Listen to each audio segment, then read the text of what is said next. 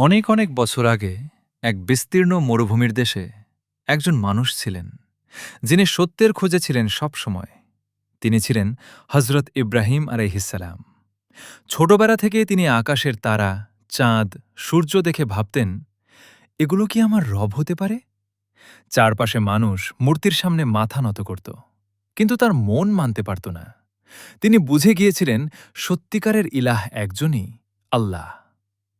একদিন তিনি সাহস করে সত্য কথা বলে ফেললেন। মানুষকে বললেন, তোমরা কেন এমন কিছুর ইবাদত করো যারা নিজেরাই কিছু করতে পারে না? এ কথা শুনে মানুষ রেগে গেল। তাদের অহংকারে আগুন জ্বলে উঠল। তারা সিদ্ধান্ত নিল, ইব্রাহিমকে শাস্তি দিতে হবে। একটা বিশাল আগুন জ্বালানো হলো, এত বড় আগুন যে তার কাছে যাওয়া যায় না। তাকে ধরে নিয়ে যাওয়া হলো সেই আগুনের সামনে। চারদিকে মানুষের চিৎকার, আগুনের ভয়ঙ্কর শিখা। ঠিক তখনও ইব্রাহিম আলাইহিসসালাম ভয় পাননি। তার চোখে ছিল শুধু বিশ্বাস, তার মুখে ছিল একটাই কথা, হাসবি আল্লাহু ওয়া নি'মাল ওয়াকিল। আল্লাহই আমার জন্য যথেষ্ট, আর তিনি সর্বোত্তম কর্মবিধায়ক। তারপর তাকে ছুঁড়ে ফেলা হলো সেই আগুনে।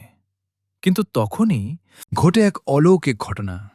আল্লাহ আদেশ দিলেন, হে আগুন, তুমি ঠান্ডা হয়ে যাও এবং নিরাপদ হয়ে যাও।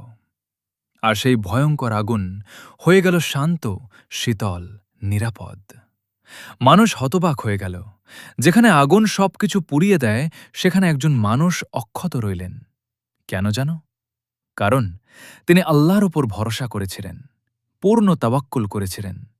তাই আজও এই গল্প আমাদের শেখায়, যদি তুমি আল্লাহর উপর ভরসা করো, তাহলে অসম্ভবও সম্ভব হয়ে যেতে পারে। এক ফোঁটা তাওয়াক্কুল বদলে দিতে পারে পুরো জীবন।